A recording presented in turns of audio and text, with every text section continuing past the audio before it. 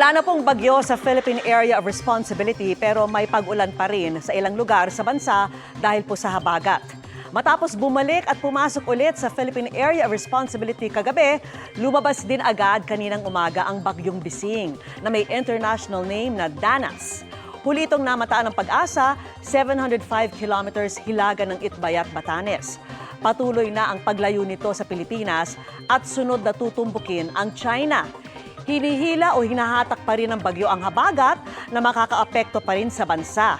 Base po sa datos ng Metro Weather, may mga pag-ulan sa ilang bahagi ng Cagayan, Extreme Northern Luzon, Ilocos Region, Central Luzon, Mimaropa at ilang lugar sa Mindanao. Pagsapit naman ng hapon, meron na ring tsansa ng ulan sa iba pang bahagi ng Luzon, kasama ng ilang probinsya sa Calabarzon at Bicol Region. May mga kalat-kalat na ulan din sa Visayas at Mindanao. Posible pa rin ang baha o landslide dulot ng malalakas na ulang dala ng thunderstorms. Sa Metro Manila naman, may tsansa pa ring umulan. Posibleng meron na sa umaga pa lang sa ilang lungsod at pwedeng maulit sa hapon o sa gabi. Samantala, may bagong cloud cluster o kumpol ng mga ulap na minomonitor ang Pag-asa sa silangan ng bansa. Patuloy po na tumutok sa updates kung mabubuo yan bilang low pressure area sa mga susunod na araw.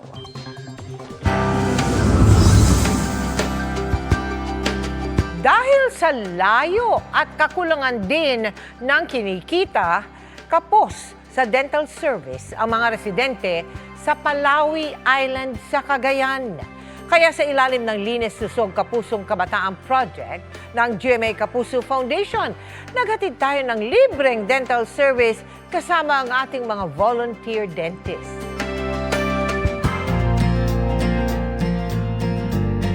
Payak at payapa ang pamumuhay ng mga residente sa isla ng Palawi sa Santa Ana sa Cagayan.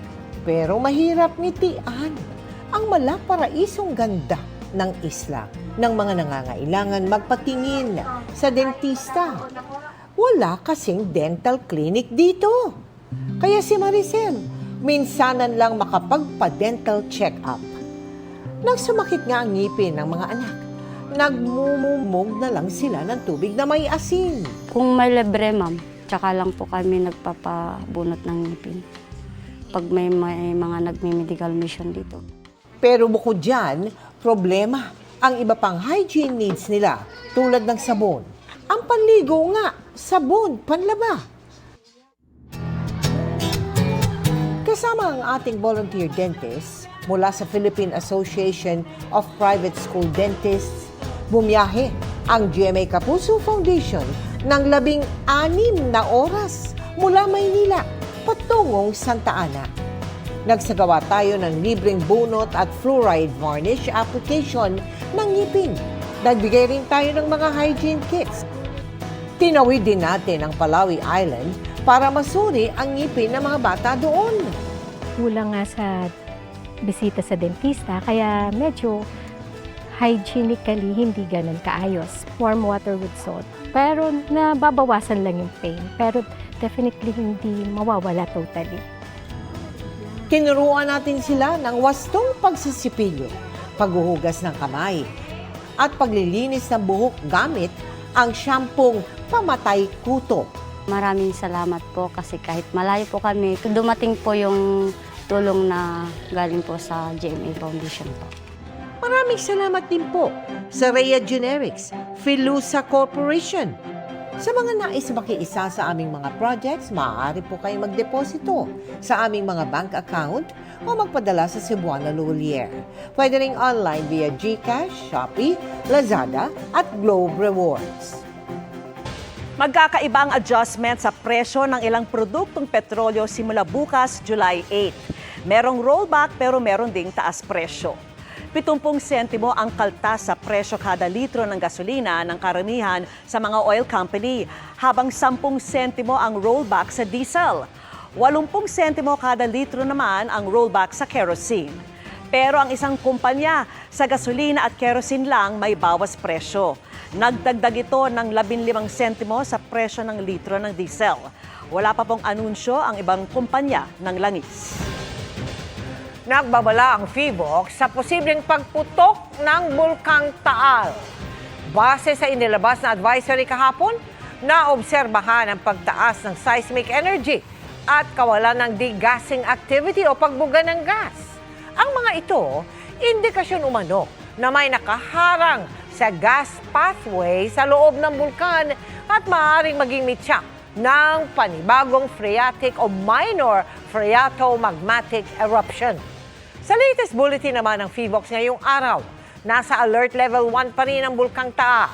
May 300 tonelada ng sulfur dioxide o asupre ang ibinuga ng bulkan at may plume o pagsingaw na naaabot sa 900 metro ang taas. Mahigpit pa rin pinagbabawal ang pagpasok sa permanent danger zone. At eto na nga, nakabang na rin ang cast ng Beauty Empire para sa kanilang watch party. Makichika tayo kay Athena Imperial. Athena? Mga kapuso, ready na ba kayong manood ng isang magandang laban ngayong gabi? Kasi kami dito sa Taytay Rizal ay ready na kasama ang buong cast and crew ng Beauty Empire. At makakasama po natin ngayon live si Miss Kaylene Alcantara. Hello, good evening. And Miss Barbie Forteza. Good evening. Hello po, magandang gabi po sa inyong lahat. Congratulations, ladies. Ano ba ang aabangan nila sa roles ninyong dalawa dito sa Beauty Empire? Nako, marami po kayong aabangan, di ba, Kaylene? Sobrang dami po dahil simula na po ng pinakamagandang laban po sa GMA Prime, hindi ba, Mare? Ako po dito si Shari De Jesus.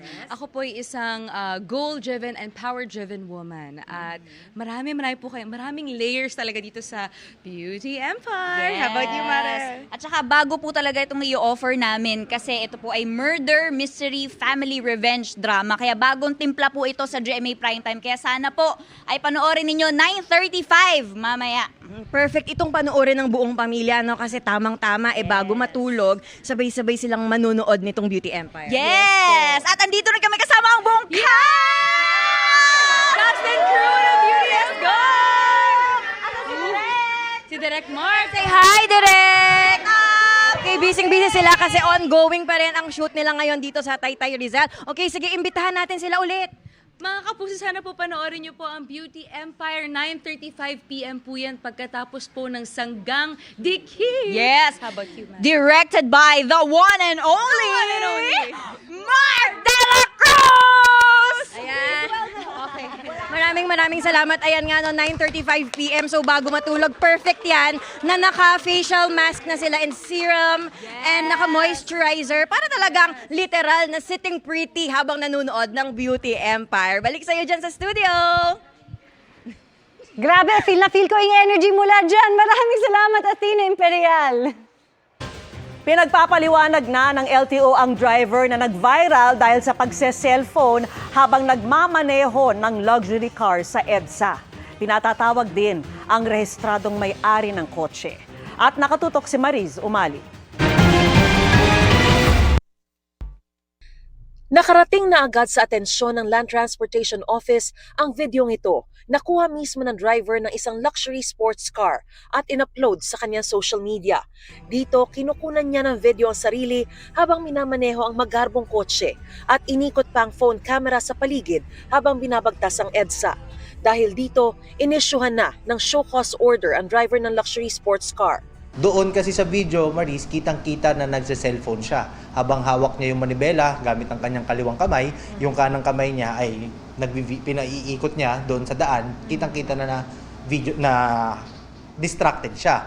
Again, meron po kasi tayong batas na anti-distracted driving na pinagbabawal po yung mga paggamit ng kahit anong gadgets while driving because it affects it might cause road accident or road crash. Pati ang rehistradong may-ari ng sasakyan, damay din sa show cause order. Well, yung registered owner, kung ipagpapaliwanag kung bakit niya pinayagan na magmaneho. Sa July 10 nakatakda ang hearing kung saan inatasan ang dalawang inisyuhan ng show cause order na humarap sa Intelligence and Investigation Division Law Enforcement Service ng LTO para ipaliwanag kung bakit hindi sila dapat sampahan ng kasong administratibo sa paglabag sa Reckless Driving Anti-Distracted Driving Act at kung bakit hindi sila dapat suspendihin o kanselahin ang kanilang lisensya. Pag nakita po natin na wala po siyang respeto sa batas, simple traffic rules, hindi po niya masundan, wala po siyang karapatan na mabigyan ng pribilehiyo na magkaroon ng driver's license. Kahit naman may post ang driver na itinatanggi niyang siya yun, malinaw daw na siyang driver ayon sa LTO. Well, the video, very clear naman yung video, hindi naman siya gawang AI, kitang-kita naman yung mukha niya, at nakita naman po natin sa records natin yung picture niya sa lisensya, magkamukha naman. So, kung hindi man siya yun, sagutin lang niya. Titignan natin kung may weight ba yung kanyang depensa. Sakaling mapatunayang may sala, bukod sa 10,000 pisong multa para sa anti-distracted driving, ay posibleng masuspinde ng 3 buwan hanggang 1 taon o tuluyang ma-revoke ang kanyang lisensya. May scientific study talaga na kapag ang isang nagmamaneho ay distracted using cellphones or whatever gadget, ay pwedeng mag-cause ng accident. Sinubukan naming kunan ng pahayag ang driver sa pamamagitan ng pagpapadala sa kanya ng mensahe sa kanyang mga social media accounts. Tinawagan din namin ang kanyang opisina pero sabi ng staff ay wala siya roon at ipinarating na ang aming mensahe sa kanya. Pero hanggang ngayon ay wala pa itong tugon. Para sa GMA Integrated News, Mariz Umali, Nakatutok, 24 Oras.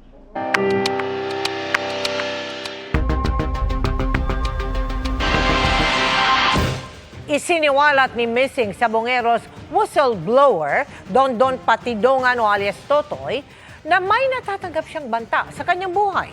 Nakatutok si Ian Cruz. Sa eksklusibong panayam ng GMA Integrated News, isiniwalat ni Julie Dondon Patidongan alias Totoy, kaliwat kanan na raw ang banta sa kanya mula nang maglabas siya tungkol sa kanyang nalalaman sa kaso ng mga missing Sabongero. Noong 1 linggo lang, nakatanggap daw siya ng bulaklak ng patay na ipinadala sa kanya sa pamamagitan ng social media. Marami. Sa totoo lang, mayroon sa pinadalhan pa ako ng bulaklak na rest in peace. Hindi ako matatakot kung sino ka man yung Poncio Pilato ka nagpapadala sa akin ng ganyan. Takutin mo yung ang lolo mong panot. Huwag ako. Ipinakita sa akin ni Patidongan ang kanyang tattoo na San Miguel Arcangel sa may likod malapit sa batok. May 20 raw silang may magkakaparehong tattoo. Tanda daw ng kanilang malalim na samahan ng mga may kinalaman sa missing Sabongeros. Pero ang iba raw sa mga miyembro, pinabago na ang tattoo. Yung tattoo dito, yung sa amin, alam na ng yung Arcangel, yung grupo na yan, may mga tattoo lahat yan.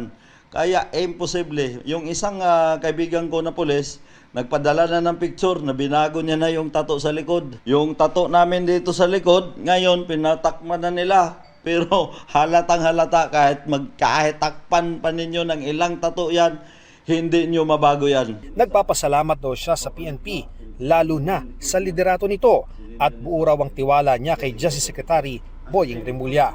Handa na raw ang kanyang salaysay pero may inaayos pa rin daw bago isumite sa Department of Justice. Yung pindabit na yan, nandyan na yan. Katulad nung sinabi ko na nakaraan, kulang pa talaga. Pero mag-antay ka, Mr. Atong Ang. Bumaliktad na lahat. Lumutang na si Arvin Manggiyat, yung isang pulis na kasama dyan, na kasama sa umambos kay Arvin, na inutusan mo nga ako noon na bigyan ng 2 million. Kaya sabi ko, bakit ko bigyan, boss? Hindi naman namatayan si Arvin Manggiyat. Buhay yan. Para alam mo lang, yung mga apidabit ko na yan, alam kong may kopya na si Mr. Atong Ang yan, pero hindi ko pwedeng ibigay ang lahat ng detalye niyan. Para sa GMA Integrated News, Ian Cruz, Nakatutok, 24 Oras. Kapapasok lang po na balita, pumanaw na ang isa sa 3 nasugatan sa pagsabog sa pagawaan ng baril sa Marikina. Ayon po yan sa mismong kamag-anak ng biktima.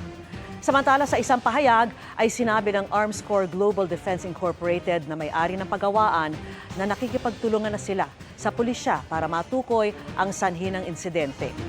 Agad din nila silang nagpadala ng emergency response services alinsunod sa kanilang safety protocols. Pagtitiyak nila, mahigpit ang pagpapatupad nila ng international standards and practices at pagsunod sa local regulations. Dahil sa mga peligro sa social media, isinusulong ng isang senador ang pagbawal sa paggamit ng social media ng mga edad 18 pababa. Suportado ng DICT at Council for the Welfare of Children ang naturang panukala.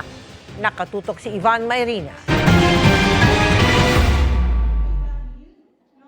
Tulad ng maraming kabataang Pilipino, babad din ang panganay na anak ni Mark Bumanlag sa mga gadget.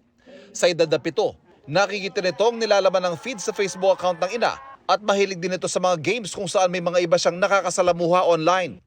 Pero bilang isang IT professional, alam ni Mark ang mga peligro online, kaya nililimitahan niya at binabantayan niya ang aktibidad ng anak online. Hindi natin alam sa panahon ngayon, yung mga child predator talagang sinasadya na maka-interact yung mga bata through games, through social media, through even different platforms sa pangbata. Akala natin sila lang purely yun nandoon.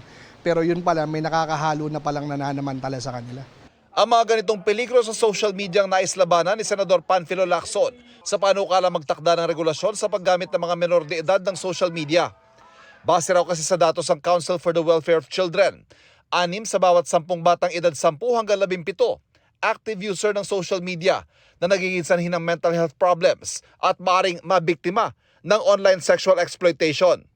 Kaya ang isinusulong ng kanyang panukala, pagbawalan ng mga kabataang Pilipino, edad 18 pababa, na makagamit ng social media.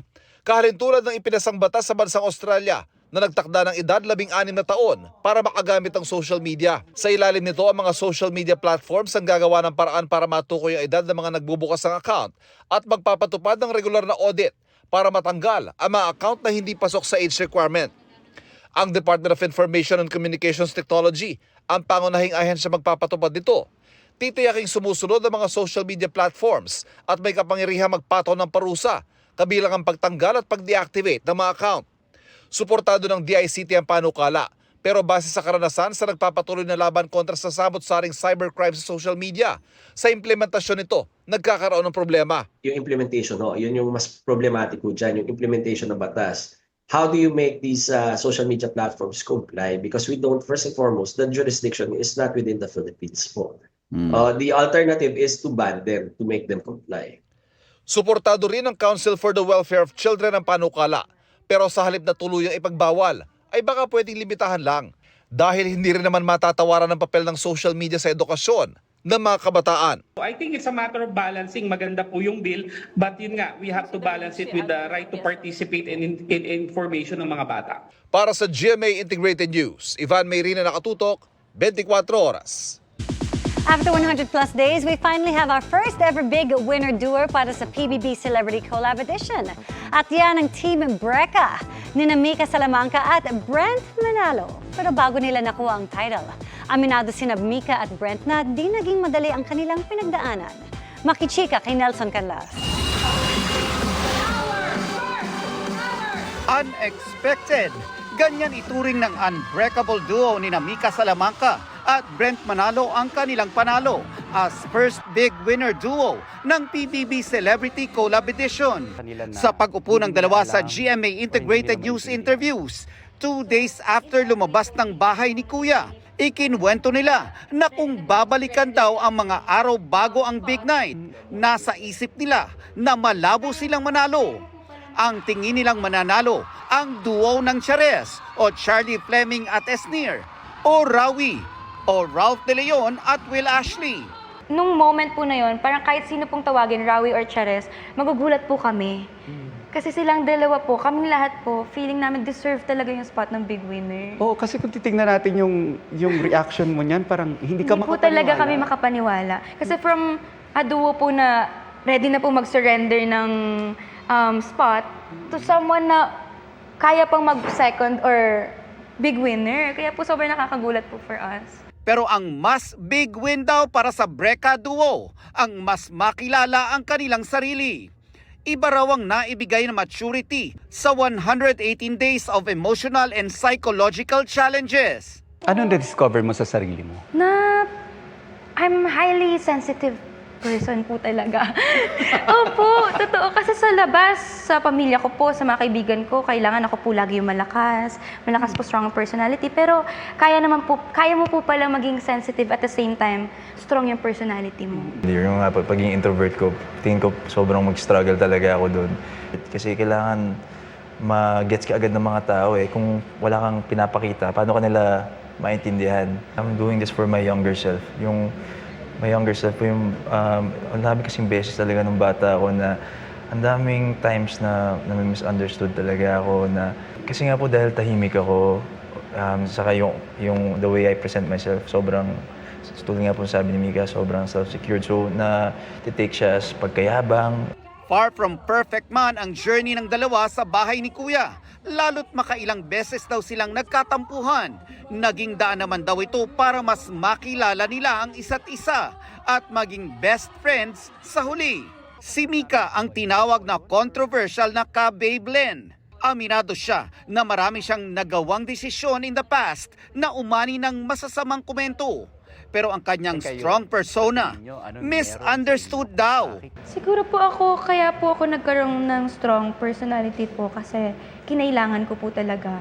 With the industry po, with the hate na na-receive ko po from the past, kinailangan ko po talaga maging strong. Kailangan ko pong magtayo talaga ng wall para po kahit pa paano maprotektahan ko yung sarili ko sa kung ano man po yung pwede ko pa pong ma-receive beyond the hate po. Anybody in particular na pinaghihingahan mo ng sama ng loob? Ate ko po, alam niya po talaga lahat. Lahat ng sulok ng emosyon ko, alam niya po. Lahat ng sakit na naranasan ko po, alam niya. And siya po, nagiging malakas din po para sa akin. Naiiyak!